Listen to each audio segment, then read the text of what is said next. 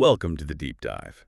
Today, we're going, well, deep into an organization that's really shaped security in Europe and across the Atlantic for, 75 years now?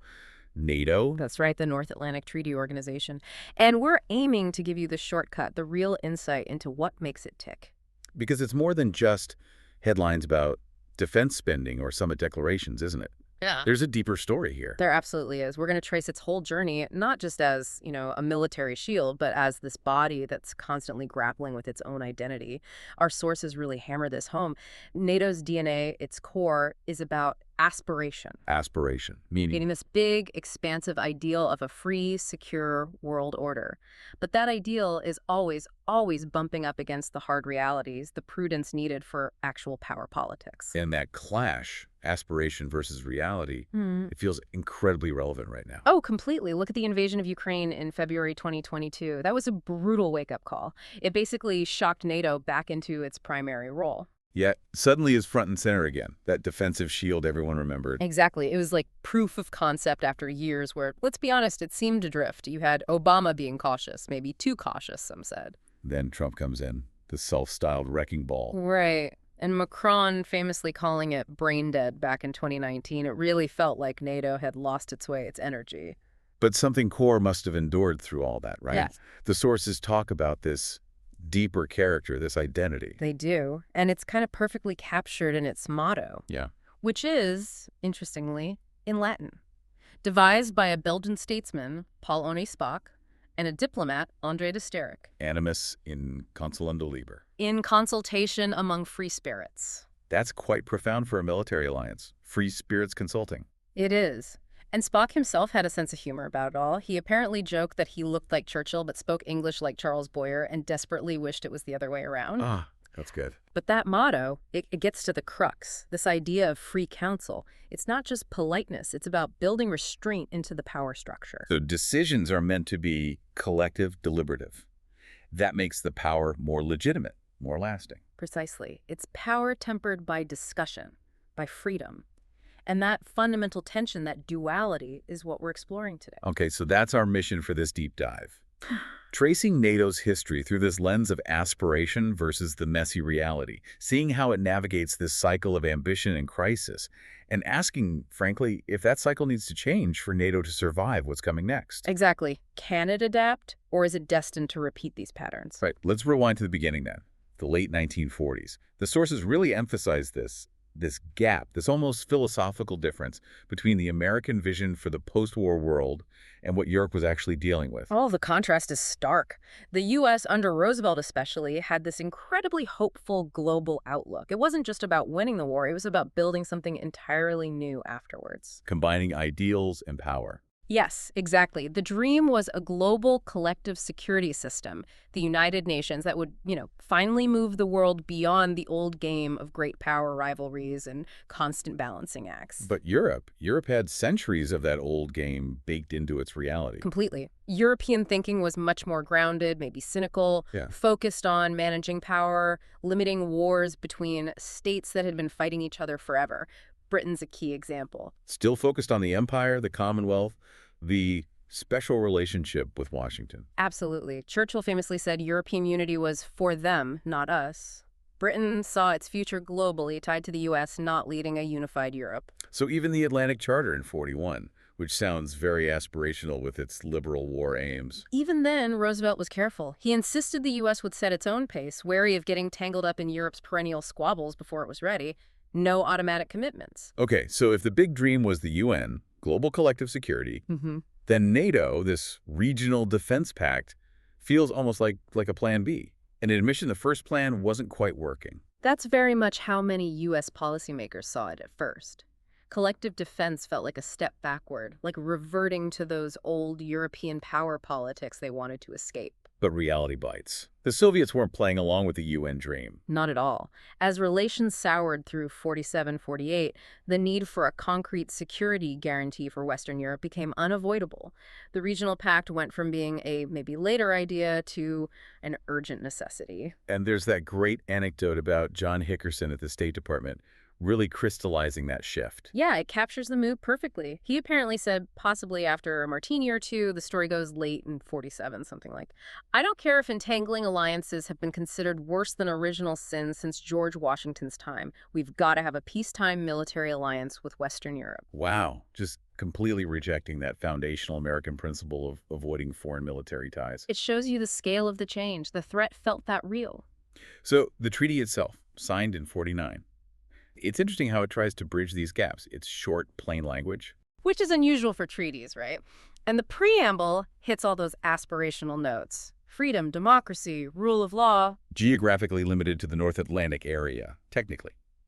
But politically, Yeah, you could consult on anything, anywhere. pretty much. That reflected the U.S. global perspective, but then you dive into the specific articles and you see the compromises immediately. Article 2, for example. The Canadian article. Right. Canada really pushed for this. They wanted more than just military stuff. They envisioned economic cooperation, strengthening free institutions, a genuine, deep Atlantic community. Sounds idealistic. Yeah. Very aspirational.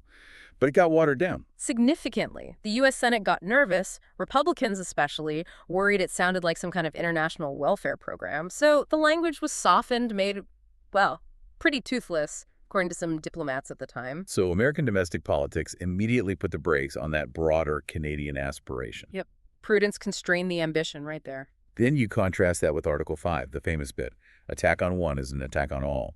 That sounds ironclad. It sounds it. But then comes the crucial fine print.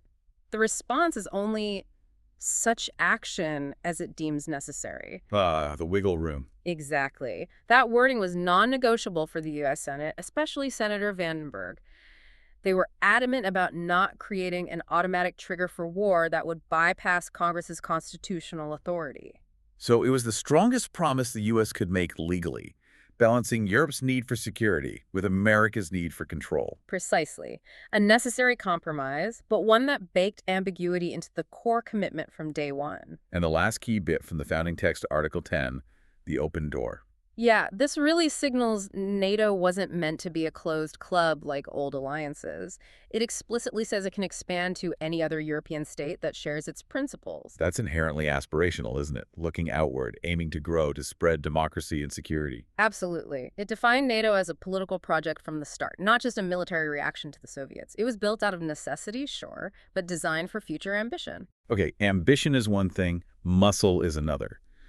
The Korean War in 1950 seems to be the event that really forced NATO to get serious militarily. It absolutely lit a fire under the alliance. Suddenly, the threat felt global, immediate. It led to a massive military buildup, the creation of the integrated command structure, SHAPE. Supreme Headquarters, Allied Powers Europe. Right, and you had fascinating leadership dynamics there. Eisenhower, the smooth diplomat, charming the allies into cooperating. And then General Ridgway, who sounds like more of a tough guy. Very much so. Described as a soldier diplomat who wasn't afraid to, quote, crack Allied heads to get the military integration done properly, you needed both, really the diplomacy and the driving force. And early expansion followed pretty quickly. Greece and Turkey in 52, which geographically... Makes no sense if you're strictly talking North Atlantic, right? Right. So why them? Purely strategic. Yep. The U.S. needed to secure the Eastern Mediterranean against Soviet influence. Yep. Britain was trying to organize things regionally, but frankly was faltering. So the U.S. pushed for their inclusion in NATO. Another example of global strategic needs, overriding the original concept. Aspiration leading to pragmatic geographical stretching. Exactly. It showed the alliance would adapt to perceived necessities, even if it bent the founding logic. But the really big, maybe defining early structural move was bringing West Germany in, 1955. That was huge. And it only happened after the French idea for a separate European defense community, the EDC, collapsed. Europe couldn't get its own defense act together, basically. Pretty much. The failure of the EDC paved the way for German rearmament within NATO. It was the only viable option left. And this fundamentally locked in that pattern of a strong NATO, weak Europe. Meaning the U.S. became the indispensable security guarantor for the continent. Yes. It drew the U.S. much deeper into European security structures than initially planned or even desired by some U.S. policymakers like Eisenhower or Dulles. They had hoped Europe would carry more of its own weight. So this asymmetry, this dependence on the U.S. was kind of baked in early on, and it's still a factor today. Absolutely. It's a core structural legacy of those early decisions in the 1950s. Okay, so that initial burst of creation, ambition, and integration eventually starts to settle. The sources suggest that by the mid-60s, NATO kind of lost some of that early zeal. It became more of a standard, maybe slightly tired Cold War instrument. Yeah, the intense idealism definitely faded. The day-to-day reality of managing the alliance, the political friction, it took a toll. And a huge blow came early on with the Suez Crisis in 1956. Right, Britain and France going off on their own adventure in Egypt, basically ignoring the U.S. and NATO consultation. Exactly. And that wasn't just a political disagreement. It struck at the very heart of the alliance's promise, that animus in consolendo liber modo. Consultation among free spirits, unless vital national interests are involved, apparently. Precisely. It showed that the major European powers would still act unilaterally when they felt they had to. The first Secretary General, Lord Ismay, was apparently devastated, ready to resign. It shook the foundations of trust. A deep disillusionment, then. Very deep. It suggested the alliance wasn't quite the unified political community it aspired to be. National interests could still trump collective ones. And if Suez was an internal wound, France, under de Gaulle, delivered a more external structural blow, pulling out of the integrated military command. Yeah, that unfolded gradually between 59 and 66. De Gaulle had major issues with U.S. dominance, especially over nuclear strategy and control. He wanted France to have an independent nuclear deterrent and more say. And the practical result was NATO physically packing up and leaving France. Yes. All NATO installations, including SHAPE, had to move from the Paris area to Brussels and other locations. It wasn't just logistics, it was a huge political statement. The alliance was literally fractured, operating without one of its key founding members fully integrated. That must have created a sense of crisis, especially with the 20-year mark coming up in 1969, when countries could theoretically leave the alliance under Article 13. There was genuine concern about fragmentation, absolutely. The alliance felt a bit adrift, and that's the context for the Harmel Report. Led by Belgian Foreign Minister Pierre Harmel, this was an attempt to sort of re-energize NATO, find a new purpose. Exactly. Harmel was tasked with figuring out NATO's future tasks to keep it relevant and unified. And the resulting Harmel Doctrine in 1967 was, frankly, a bit of political genius. Because it managed to hold two seemingly opposing ideas together. That was the key. It formally established NATO's two main functions. One, maintain military strength and political solidarity to deter the Soviets. That's the bedrock, the defense part. Okay, the traditional role. But two, use that stability, that foundation of strength, to actively pursue détente, a more stable, predictable relationship with the Warsaw Pact. So defense and dialogue, not one or the other. Right. And Harmel was clever. He framed détente not as some risky, idealistic gamble, but as a necessary political track enabled by collective defense. Strength made dialogue possible, even necessary. It gave NATO a coherent purpose for the long middle stretch of the Cold War. But even with that political framework, military issues, especially nuclear ones, kept causing friction, right? The U.S. shifted its doctrine from massive retaliation, which basically meant any Soviet attack could trigger a full U.S. nuclear response. to flexible response in 67. Yeah. MC 14.3. That sounds more nuanced, but it caused problems. Big problems. France hated it, saw it as weakening deterrence, but the real anxiety was in West Germany. Because they were on the front line. Exactly. Flexible response implied the possibility of a limited war, maybe using tactical nukes, fought primarily in Europe, maybe only in Germany, without necessarily escalating to an all-out U.S.-Soviet nuclear exchange. That's terrifying if you're German Chancellor Helmut Schmidt. Precisely. Schmidt felt this created a dangerous strategic gap. He worried the Soviets might think they could fight and win a limited war in Europe because the U.S. wouldn't risk its own cities. That's why he pushed so hard for new intermediate-range missiles stationed in Europe, the Euro missiles. To physically link Europe's defense to the U.S. strategic arsenal, to make sure any conflict would escalate. That was the logic. They needed a visible, tangible guarantee that the U.S. commitment was absolute. Which brings us to one of the most awkward and damaging episodes, President Carter and the neutron bomb debacle. Oh, the enhanced radiation weapon? Yeah, that was not Carter's finest hour in alliance management. The sources describe his leadership as highly inconsistent. What actually happened? There was a deal, right? There was. The Carter administration had painstakingly built consensus among allies, crucially getting German political backing for deploying these new tactical nuclear weapons. It was all agreed. And then, And then, in March 1978, Carter just unilaterally reversed the decision, pulled the plug, no final consultation, just changed his mind. that goes against the whole animus in consulendo liber thing again, doesn't it? Consulting and then ignoring the consensus. Massively.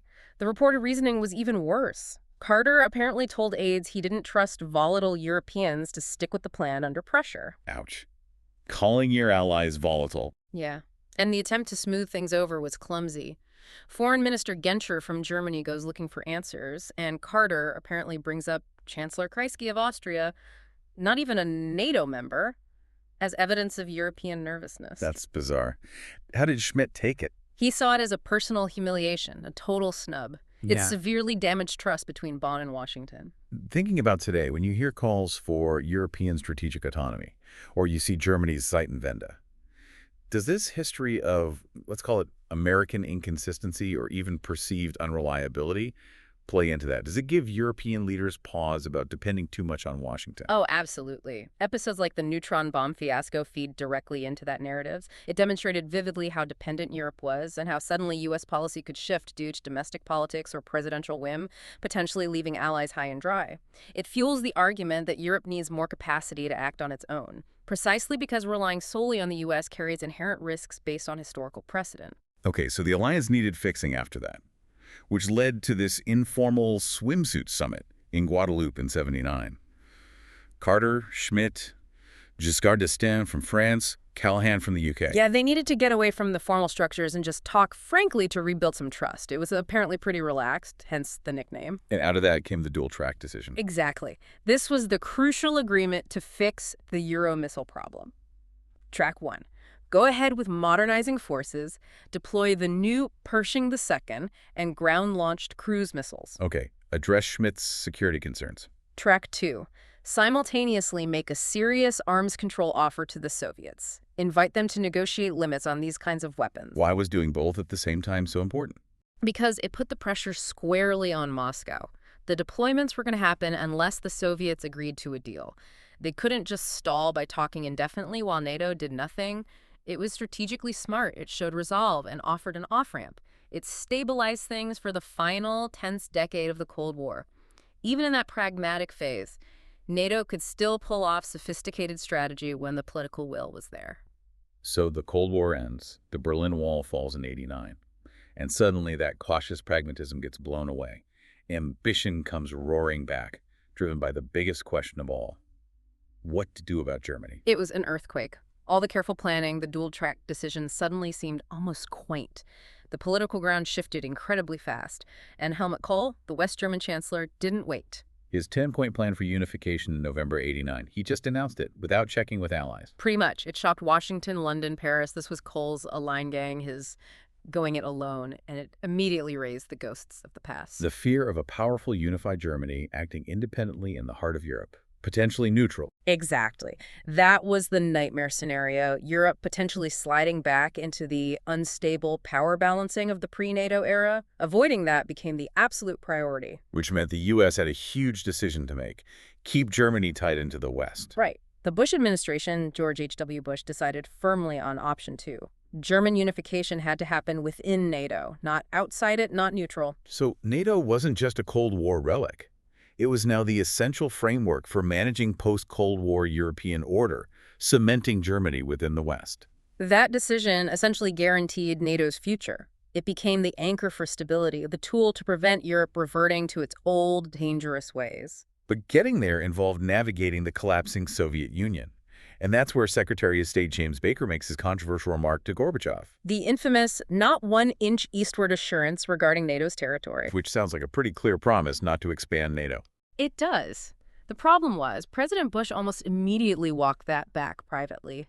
He insisted that all of unified Germany had to become NATO territory eventually, after a transition for the East. The U.S. position was actually harder than Baker initially presented it. And then there's that almost comical diplomatic mix-up in Moscow. Incredible timing. Baker flies out just as Cole flies in. So Cole arrives in Moscow holding two conflicting messages from the Americans' Baker's softer line and the harder reality Bush intended. And Cole, being a sharp operator. He used the softer Baker version. He basically leveraged the confusion to get Gorbachev's reluctant agreement, the green light, for unification within NATO. Based on the assurance that NATO wouldn't immediately push further east, he pocketed the win. Politics, okay, so Germany is unified within NATO. Yeah. Then comes the London Declaration in 1990. This sets the new course. Yes. It formalizes the shift. Unified Germany in NATO is confirmed, but NATO itself commits to transforming. This is the birth of New Atlanticism. Which meant It meant NATO becoming more political, less purely military, building cooperation with former adversaries, maybe through things like the CSCE, this Conference on Security and Cooperation in Europe, reducing reliance on nuclear weapons, calling them weapons of last resort. The ambition was huge, to build a cooperative security order across the entire continent. high aspirations again. But almost immediately, reality intervened in the Balkans. War in Bosnia in the early 90s, and NATO froze. It was paralyzed. The alliance hadn't really figured out how to do crisis management outside its traditional defense role. Its new concept talked about it, but the political will and operational plans weren't there. And you had divisions again, Europe being realistic, accepting Serbian gains, while the U.S. pushed for action. That was often the dynamic. European capitals were hesitant to get involved militarily. The U.S., particularly under Clinton later, felt NATO's credibility was on the line. It's telling that Secretary General Manfred Wörner, even while battling cancer, was relentlessly pushing the Allies, arguing that inaction was betraying NATO's values and would make it irrelevant. He saw Bosnia as make or break for NATO's future. Meanwhile, the former Warsaw Pact countries in Central Eastern Europe are knocking on NATO's door, wanting that security guarantee. But the Allies hesitated on enlargement too, leading to the Partnership for Peace, PFP. Right. PFP, launched in early '94, was a classic diplomatic fudge, a halfway house. Why? What was the thinking? Well, militarily, it helped potential members get their forces up to NATO standards, improve interoperability through joint exercises, but politically, it was about managing expectations and, crucially, not provoking Boris Yeltsin's Russia too much too soon. It delayed the really tough decision about full membership and Article 5 guarantees. Kicking the can down the road, basically. Pretty much, though Clinton had to reassure leaders like Havel and Walesa that it wasn't if NATO would expand, but when and how. PFP bought time, allowed engagement without full commitment. It was prudence trying to manage the resurgent aspiration for a wider zone of stability. But the hesitation ended after NATO finally acted decisively in Bosnia, Operation Deliberate Force in '95. That was the turning point. NATO air power helped bring the war to an end. It demonstrated NATO could actually function effectively in a crisis outside its borders. That massively boosted the case for enlargement. The Central and Eastern Europeans could point to it and say, see, that's the security we need. Exactly. After Bosnia, enlargement felt much more inevitable. The mantra became not whether, but when and how. The U.S. was really driving this forward. And again, we see friction within the alliance over this. France, under Chirac, trying to slow it down, wanting Russia more involved. Yeah, Chirac pushed for a bigger summit, including Russia, to manage the process more collectively. Partly about asserting a French role, partly genuine concern about isolating Moscow. But the U.S. resisted that. Strongly. They wanted to establish the principle that Russia didn't have a veto over NATO's decisions. They created momentum, a sense of inevitability, forcing Russia to engage constructively rather than just obstruct. This U.S.-led dynamic, sometimes overriding European caution, really set the stage for the next couple of decades of expansion. #TAG-V, New Crises and Exhaustion, 2001-2022. Moving into the 21st century, it feels like NATO faced a whole new set of challenges. The aspiration was still there, but it ran into new crises, leading eventually to this period of, well, exhaustion, right before the 2022 invasion, starting with 9/11. Right, a pivotal moment. NATO invokes Article 5 for the first and only time. An attack on the U.S. is treated as an attack on all. Huge symbol of solidarity. The U.S. didn't really use NATO as the primary vehicle for the response. No, not really. The Bush administration, and particularly Defense Secretary Donald Rumsfeld, had a clear preference for coalitions of the willing. Flexible, ad hoc groups tailored to specific missions, like Operation Enduring Freedom in Afghanistan. Why? What was wrong with using the established NATO structure? Speed, control, flexibility. Rumsfeld famously believed the mission determines the coalition, not the other way around. NATO, with its consensus rules and multiple national caveats, was seen as too cumbersome, too slow for the fast-moving war on terror. And there's some pretty blunt quotes illustrating that. Paul Wolfowitz telling NATO ministers he was there for contributions, not collective action. If we need collective action, we'll ask for it. It sent a very clear message. NATO was seen as a resource pool, a toolbox maybe, but not the primary driver of strategy, and that inevitably sidelined the alliance politically. This dynamic then absolutely explodes over the Iraq War in 2003. The sources say this nearly broke the alliance. It was incredibly divisive. The flashpoint was Turkey requesting Article 4 consultations because it feared missile attacks from Iraq. Basic alliance solidarity should have meant granting that immediately. But some key allies refused. France, Germany, Belgium, Luxembourg. They opposed the war and worried that granting Turkey consultations would implicitly endorse the conflict and drag NATO into it. Refusing to even consult with an ally under potential threat. That seems to violate the absolute basics of the treaty. It was an existential crisis. It took frantic diplomacy by Secretary General George Robertson and the U.S. ambassador to find a way around it. They ended up using a procedural trick. Moving the decision to a committee where France wasn't present. Exactly. The Defense Planning Committee. It saved alliance unity on paper, but the damage to trust was immense. It showed just how deep the political chasm had become. And Robertson himself, even after they patched it up, apparently warned President Bush directly about the consequences of the administration's style. Yeah, he reportedly told Bush, despite getting a standing ovation at the White House, that the aggressive language, the unilateral feel, the constant images of Bush in military settings, it was alienating European public opinion, turning people against the U.S. and undermining support for the alliance's goals. So NATO tries to find relevance again, committing big time to the mission in Afghanistan, ISAF. Right, taking over the International Security Assistance Force. But the mission itself kept expanding. The goals in the Afghanistan Compact were described as impossibly broad and infinite. Nation building, essentially, way beyond just security. Pretty much. NATO got drawn into this massive stabilization and reconstruction effort that was arguably far beyond its core competencies and resources, a classic case of aspiration exceeding capability. And this overstretch, this lack of clear focus, feeds into the massive split we see at the Bucharest summit in 2008 over Ukraine and Georgia. Bucharest was a disaster waiting to happen. It laid bare the fundamental disagreement on how to deal with Russia. President Bush was pushing hard, very idealistically, for putting Ukraine and Georgia on a clear path to membership, giving them a Membership Action Plan, or MAP.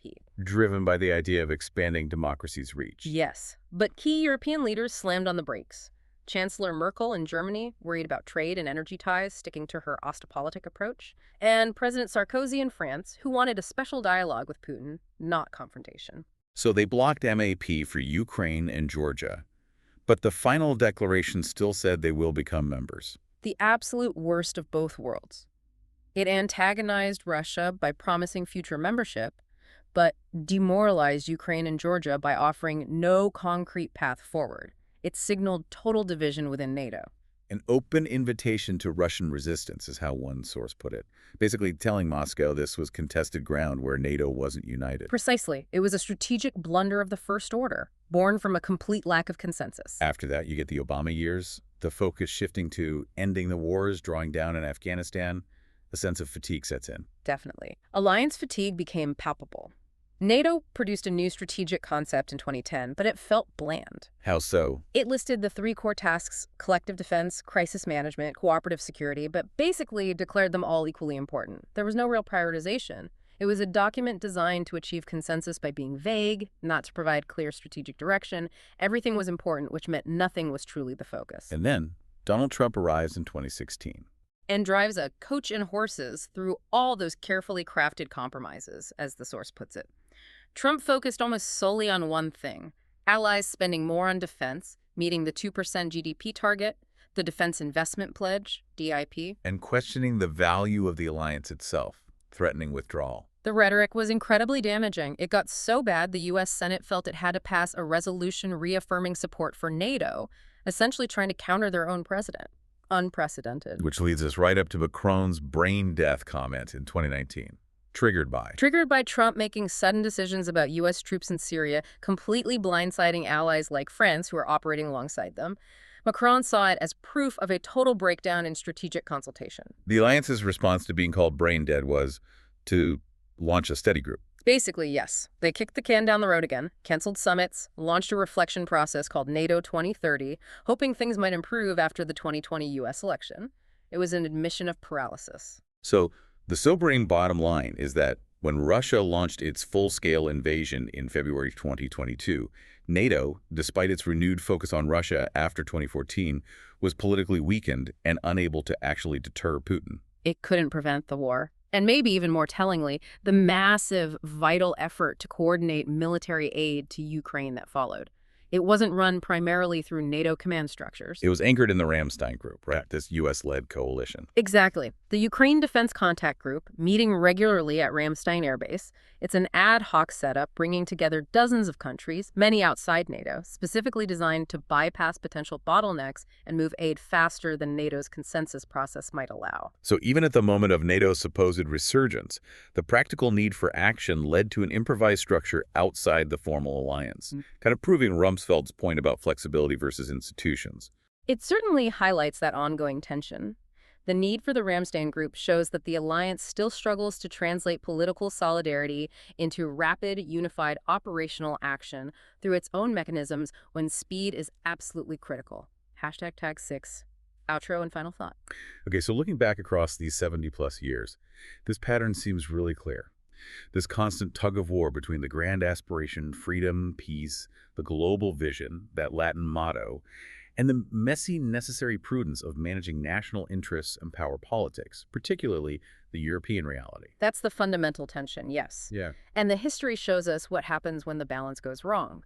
Poor political leadership or just a lack of sustained focus leads to drift, to trying to do too much with too little, getting bogged down in internal squabbles, relying on optics over substance. Whereas good leadership means making hard choices, prioritizing, building consensus, and actually delivering unified strategies. Exactly. Real political military strategies, not just declarations. And we see that challenge right now with Germany's Zeitenwende.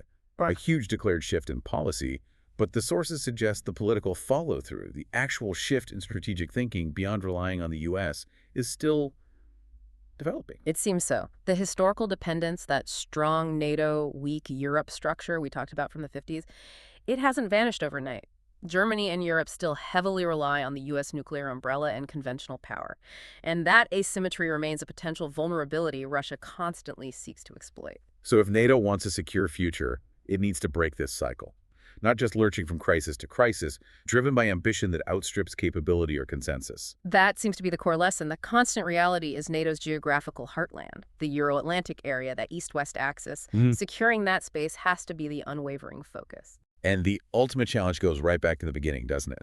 How do you get 32 different free spirits, 32 democracies, to consistently agree and act powerfully together? Especially when the very thing that makes the alliance legitimate, that consultation, that restraint on power, can also slow it down or lead to paralysis. It's the paradox. As Speke's colleague Andrei Desterik put it, the alliance needed a big idea to fight off fatigue with military burdens. And that idea remains animus in consulendo liber. Consultation among free spirits. That's the source of its unique strength and legitimacy. But only if that consultation actually produces timely, unified action when it matters most. That's the perpetual challenge. Something for you, the listener, to think about as you process this deep dive. Can NATO move beyond just reacting, however strongly, to the latest crisis? Can it find the sustained political will to proactively shape its future, to prioritize and act effectively before the next shock arrives? Thank you for joining us for this deep dive into NATO's 7 decades of aspiration, crisis, and the ongoing search for effective unity.